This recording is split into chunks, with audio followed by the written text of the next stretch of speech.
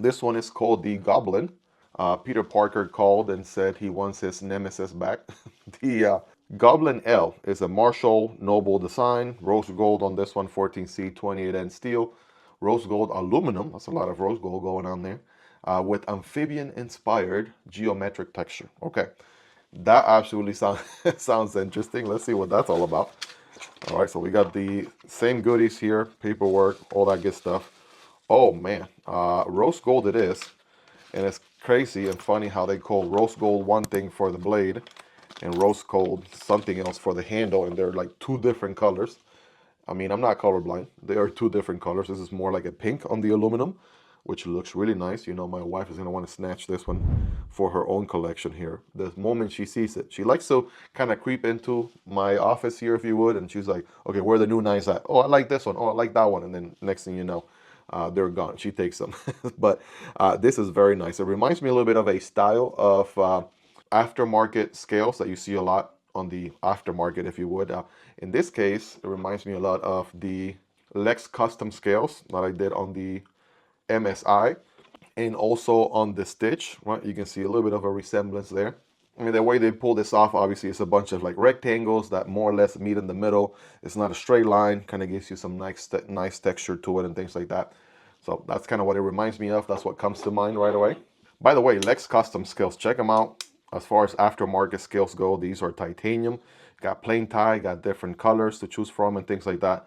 I absolutely cannot recommend them enough. These are absolutely dope. I've had them for quite a while. You can check out the installation video here in the channel if you want to learn more. But yeah, these have been pretty awesome. Great experience. Absolutely a great way to level up your knife. They do microtech, they do Hogue knives, they do Demco knives, and spoiler alert, I may be getting some new ones here in the channel in the very near future. So that being said, obviously the aluminum, that feels very lightweight. We do have exposed liners on this one, and that's going to be matching the blade. All the hardware is going to be matching the blade, standoffs, even the pocket clip, not reversible on this one either.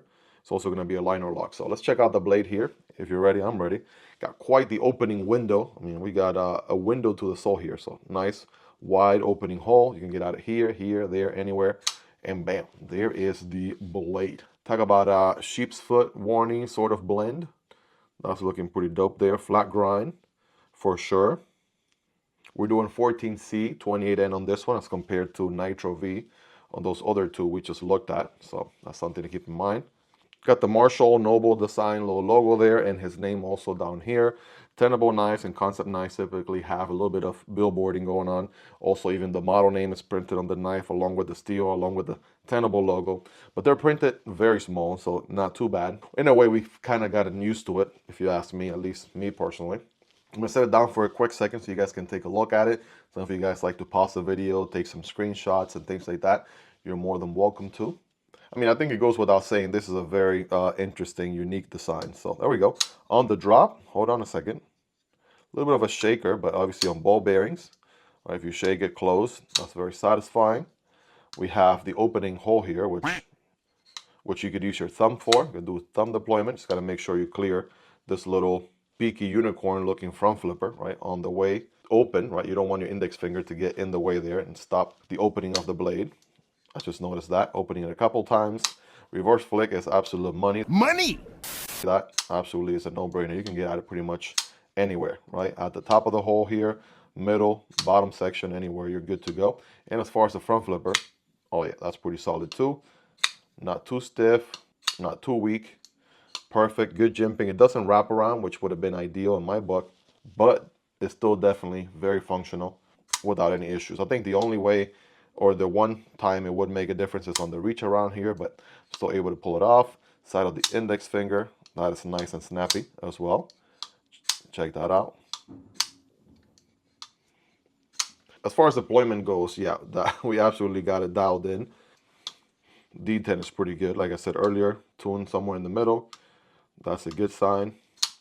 And as far as the ergos go, you do have a little flat area. This can be kind of like a finger choil.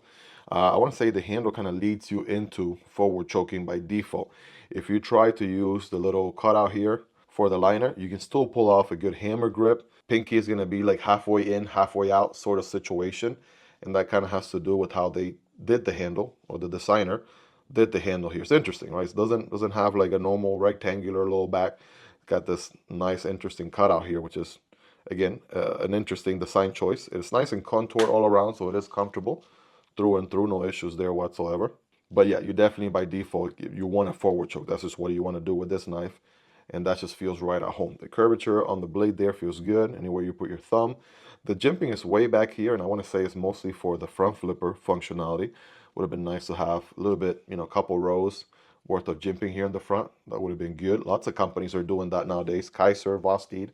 That would be, again, nitpicking at this point, right? More personal preference, if you would. The texture feels nice. Obviously, if this pink is not your cup of tea, they have other colorways available. There are many variants of this one available. And again, you can use code Miguel EDC for that 10% off. You have good access to the liner there, no issues. The engagement is going to be around, what, maybe 30%, 35-ish% or so. Nice little chamfer on the liner, easy to push down into the left and disengage. So all that is pretty solid, right, to say the least. Pocket clip, if I squeeze really hard, I feel it, but it's not necessarily uncomfortable. It's just a standard concept and Tenable knives, universal pocket clip, if you would. So I'll go with a solid 9 out of 10. And it's got a very utilitarian blade, right? Great for draw cuts, utility cuts. Has a little bit of belly here towards the middle, so not quite 100% straight edge. Has a little bit of belly to it, which is nice. My kind of geometry for sure. And it is nice and milled here on the inside for weight reduction. So it's pretty standard stuff. Obviously, the aluminum is going to be pretty lightweight. That's going to help quite a bit.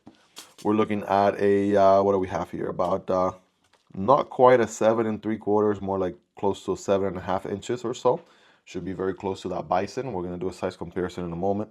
We got 3 inches on the blade, and we have about 2.75 on the cutting path. And as far as the handle goes, we have about 4.5 inches on the handle. I'm not sure if I missed the regular Goblin.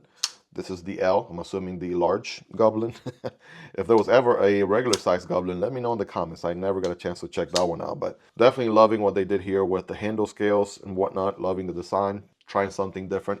And clearly, as you can see by this pink aluminum handle, they're not afraid to test out wacky, different, unique colorways and color combinations.